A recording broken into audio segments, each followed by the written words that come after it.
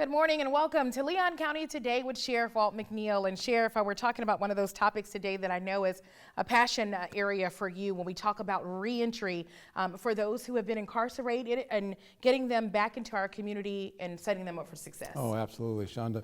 You know, oftentimes we think of persons out there involved in crime and we lock the door and throw away the key. You know, that's far from the truth. In most instances, people who are incarcerated locally, they get back out. And many times we find that the reason they got in was some of the social issues that exist in our communities. Mm-hmm. And it becomes our responsibility, at least from my perspective, to see if we can't bridge the gap. During the time they're incarcerated with us, if we identify issues and problems, if we can then take those things we've identified and transfer those to services in our community to connect those persons with, the entire community is better off for it. And so this reentry effort at the local level is huge for us in Leon County Sheriff's Office and all of Leon County for that matter. Yeah, one of the things you did early on in the administration is changing the name from the Leon County Jail to the Leon County Detention Facility. Oh, absolutely. You know, when they built the detention facility, it was built to make sure that we only had people who were there for a short period of time, less than a year, you might say. We have people there now for 2, 3, up to 6 years. Yeah. And that's something we're working on. But it's important that the citizens understand that it is the detention facility. It's built in a way that gives us the opportunity to intervene in lives and try to make those persons who come to us better than when they came, when they leave back into the community.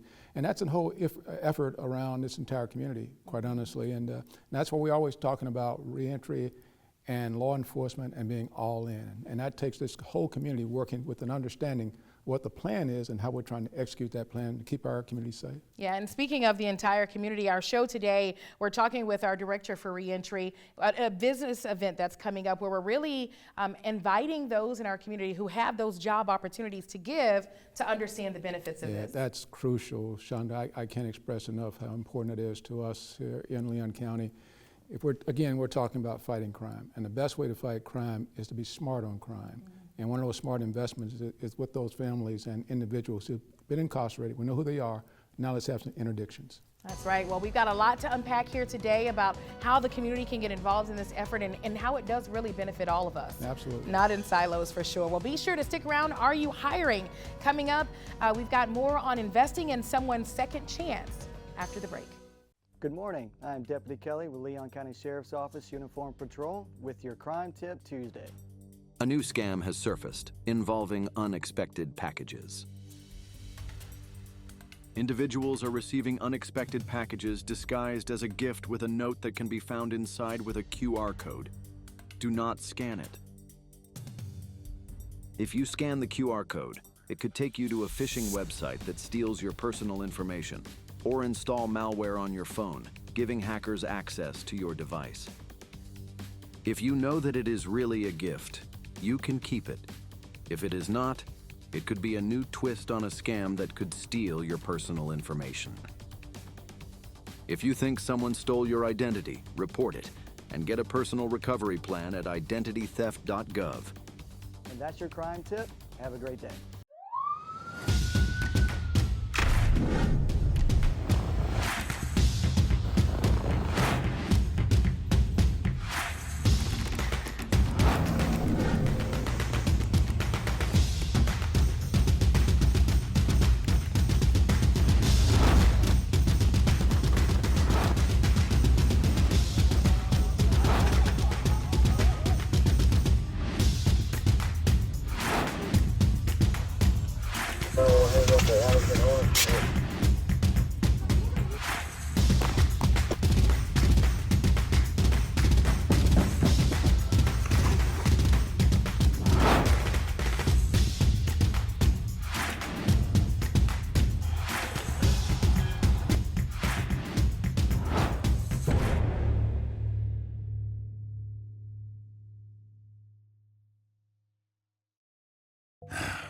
Another teenager, victim to fake pills. That smells like big crime that needs to be stopped.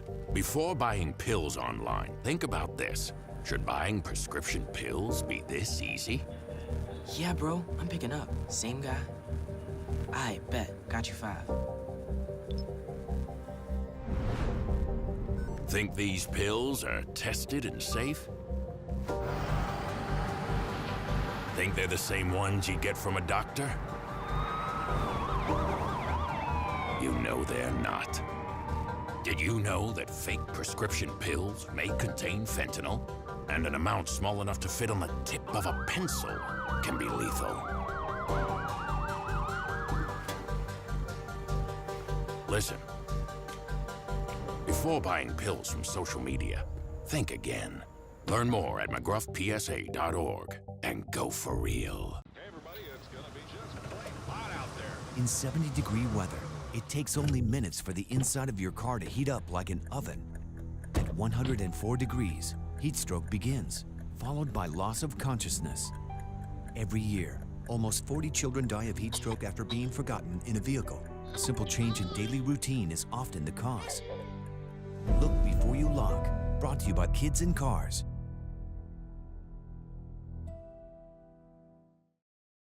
When it comes to vaping, the truth can get clouded. So let's make it clear.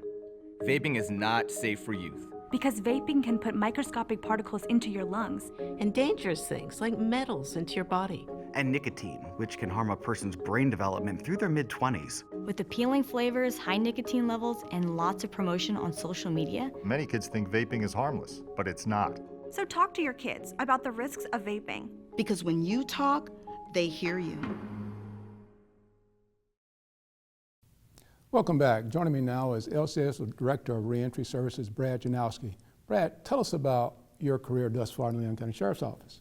Well, just celebrated my second anniversary, so it's been a wonderful 2 years. It's been a quick 2 years and been a very packed full 2 years. So yeah, I've been working as the Director of Reentry and Inmate Programs, and I've got a great team that I work with, and as well as we work very seamlessly with the detention facility as well as our law enforcement team, and it's been a great ride. Well, Brad, thank you. Obviously, the work you're doing is, from my perspective, is absolutely essential. But talk to us about the importance of hiring persons in our community, giving them a second chance, and particularly those who are homeless in our community.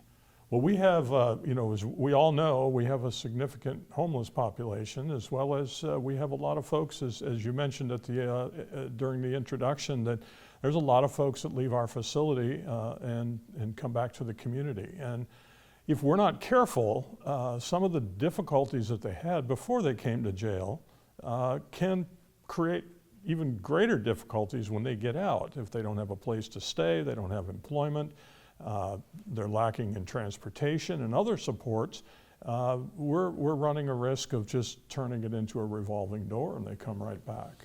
Yeah, we got to avoid that at all costs, I tell you. Talk about the LCSO business pledge and the partnerships we have. Absolutely. So a couple of years ago, at your behest, we kicked off the all-in business pledge, which really was just to ask our community to buy into the greater all-in philosophy that you have, which is fantastic. But in particular, we zeroed in a little bit more on that community support piece, which involved, in a great part, was employing people who are exiting our facility. All right. Well, talk more about the businesses out there. How do we get in touch with them? How are they involved with us? Exactly what are we needing from those businesses? Yeah, we have a lot of folks that we talk to on a regular basis in our office and through our team.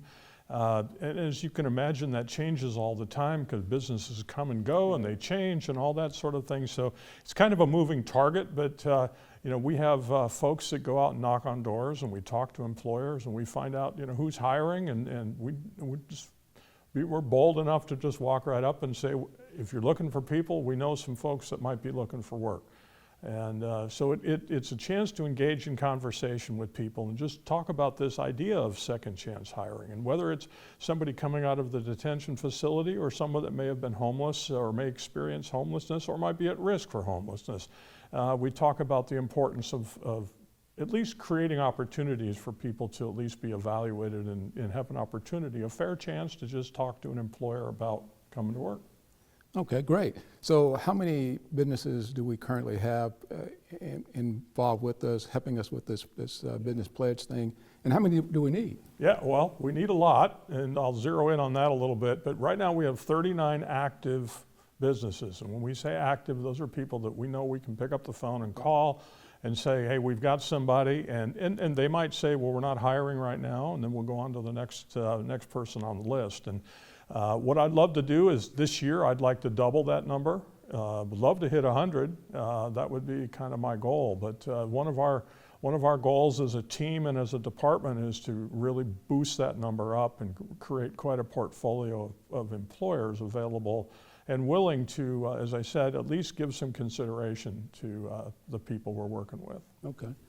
Brad, we got about a minute left. Talk to us about the how does a business get to join? How do they contact us? Or how do you contact them if they're if they have a desire to work with us? Well, however we make the contact, whether they reach out or we reach out to them, we sit down and have the conversation. And I like to educate folks a little bit and give them an idea of, what does it look like to hire somebody with a criminal history or a criminal record. And sometimes there's a stigma to that, and people just don't fully understand what that looks like. And quite frankly, I've been doing this long enough, I can say they don't look, sound, or act much different than anybody else they might hire. And so giving folks an opportunity is really just that. It's opening a door for somebody to have an opportunity to reintegrate back into the community, become part of our community, become a wage-earning, tax-paying, contributing member of our society, and hopefully we never see them again in our facility wearing an odd-colored uniform. Absolutely. Thank you, Brad. Up next, do you know a business willing to take the pledge? Details on upcoming events. Stay tuned. I'll be here to hear what's on your mind. Take this time to talk and get it right. You know I'll be there all your life. When you need me, I'll be by your side. Little everyday conversations about the dangers of underage drinking can make a big difference in a child's life. Talk, they hear you. At the Florida Sheriff's Association, we are able to serve our sheriffs and Floridians thanks to our member support. The FSA Member Perks program was created to give back to our members for all that they do. Members enjoy savings on restaurants, vacations, golf courses, car rentals, healthcare, movie tickets, theme parks, online shopping, and more. With over 300,000 offers, you'll always find ways to save. To learn more or to join the Florida Sheriff's Association, visit fsamemberperks.org.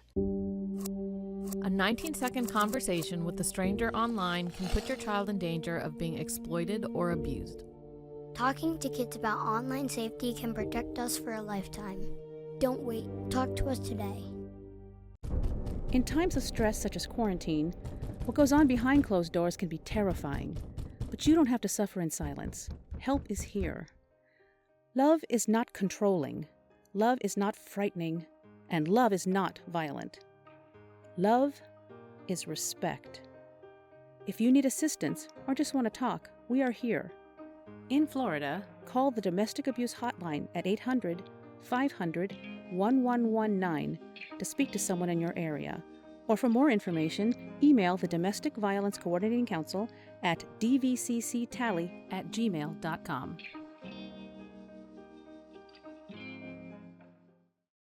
Welcome back. Businesses willing to invest in someone's second chance. We've got just the event for you. We're back with LCSO Director of Reentry, Brad Janowski. Brad, tell us about the upcoming event.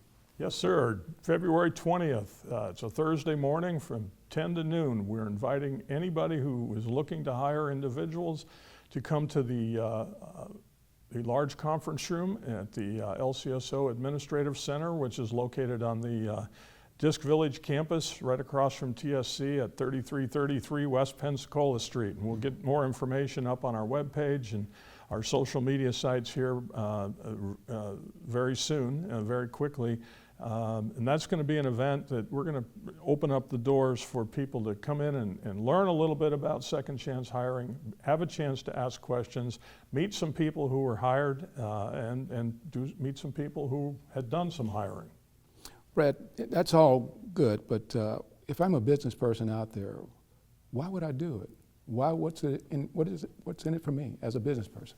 Well, if you're struggling to fill open positions, you know, I tell employers a lot that if you're eliminating people with a criminal history, you're eliminating 1/3 of our potential candidate pool.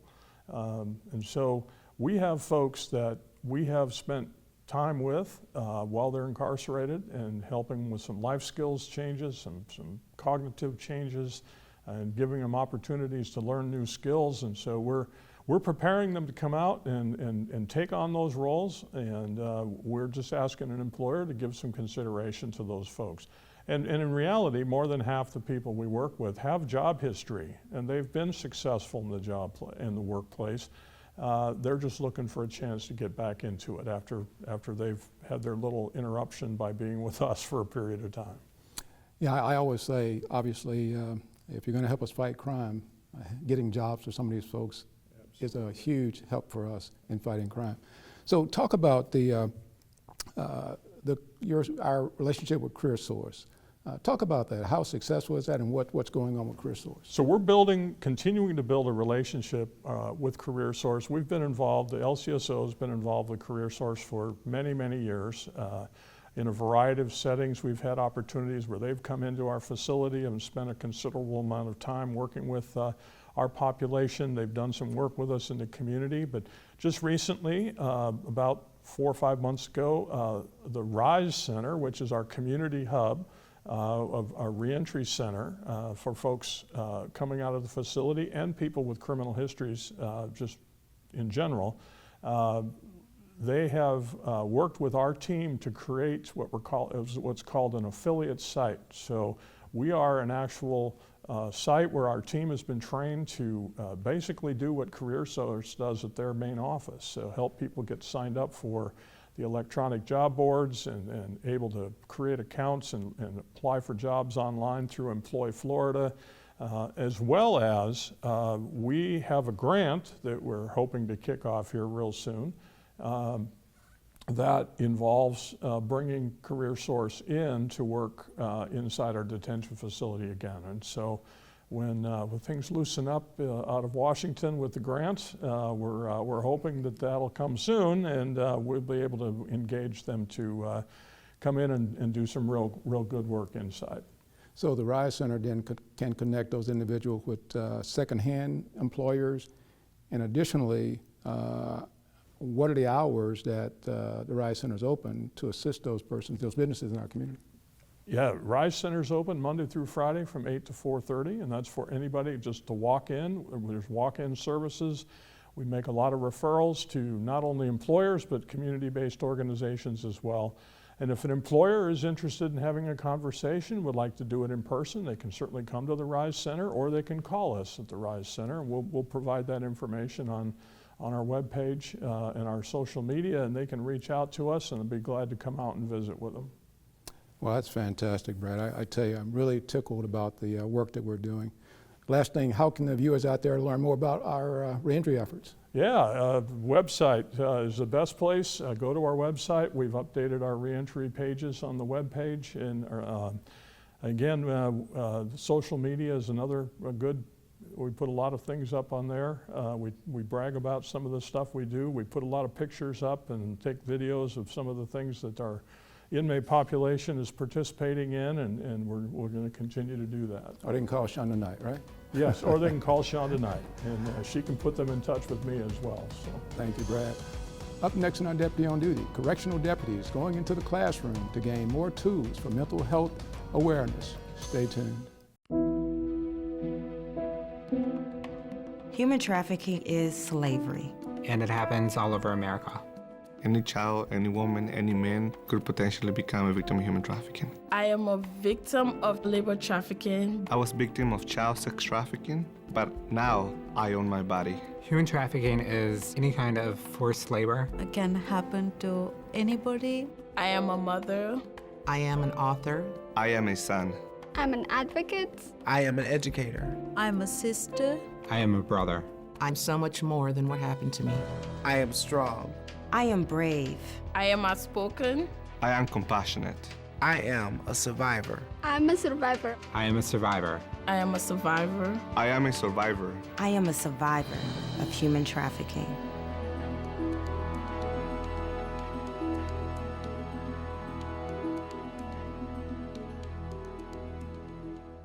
Another teenager, victim to fake pills. That smells like big crime that needs to be stopped. Before buying pills online, think about this. Should buying prescription pills be this easy? Did you know that fake prescription pills may contain fentanyl, and an amount small enough to fit on the tip of a pencil can be lethal? Before buying pills from social media, think again. Learn more at mcgruffpsa.org and go for real. In this episode of Deputy on Duty, we're stepping into the classroom to become certified in correctional behavioral health at the Leon County Detention Facility. The Correctional Behavioral Health Certification Program is a 40-hour program for corrections professionals and practitioners to be able to manage the inmate population that is suffering from mental health illnesses. During this 40-hour certification program, correctional professionals were equipped with the tools necessary to identify individuals experiencing a mental health crisis and learn the appropriate responses. Upon completing the curriculum, each participant is required to pass an exam in order to obtain their certification. We're hoping that we'll build community, network, and relationships.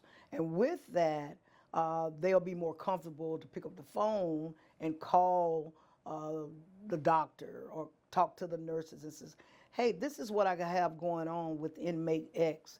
And so with that, they can work together as a team to strategize a plan to get the assistance that the inmate needs. In this field, it is crucial to collaborate effectively on any incident to ensure the best possible outcome, prioritizing the safety of all at the Leon County Detention Facility.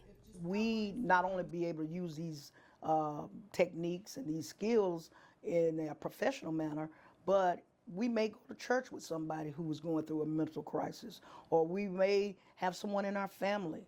These techniques can be used across the board. And so it's just another tool to put in our toolbox to help us when we come across that type of issue. After about 6 months of careful planning and research, the inaugural class was held in January 2025. Some of our partners at the Florida Department of Corrections, they have used this program, and they really gave it a thumbs up and said this would be a good tool to use for managing your inmate population. Not only will correctional professionals be able to apply the tools they learned in the course, but they can also utilize them in their everyday lives. Mental health touches all of us at different points of our daily lives, whether it's personal, professional, people we go to church with.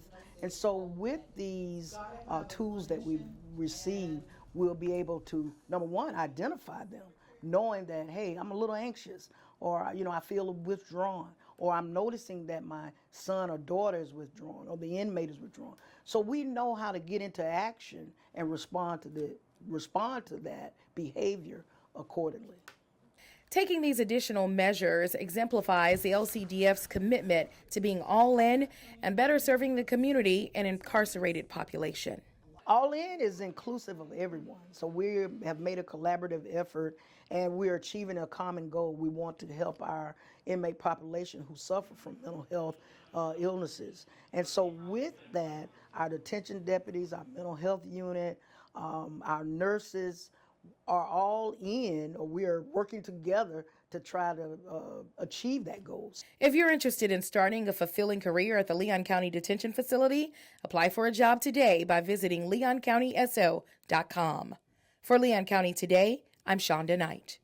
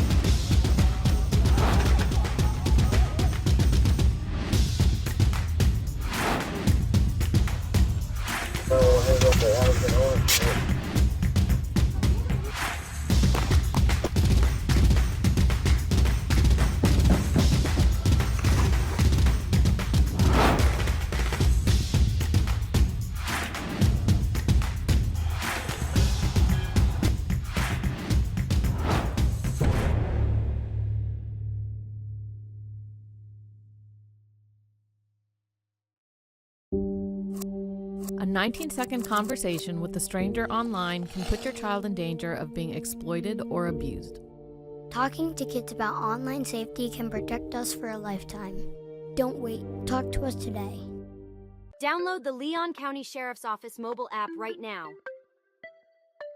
Our mobile app makes it easier than ever to report a crime and get important safety alerts.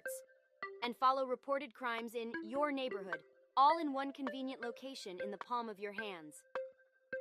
Download LCSO Connect right now.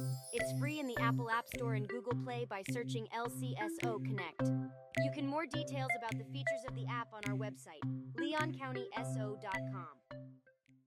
Welcome back to Leon County Today with Sheriff Walt McNeil. And Sheriff, the important work that's happening in the classrooms over at our detention facility right now.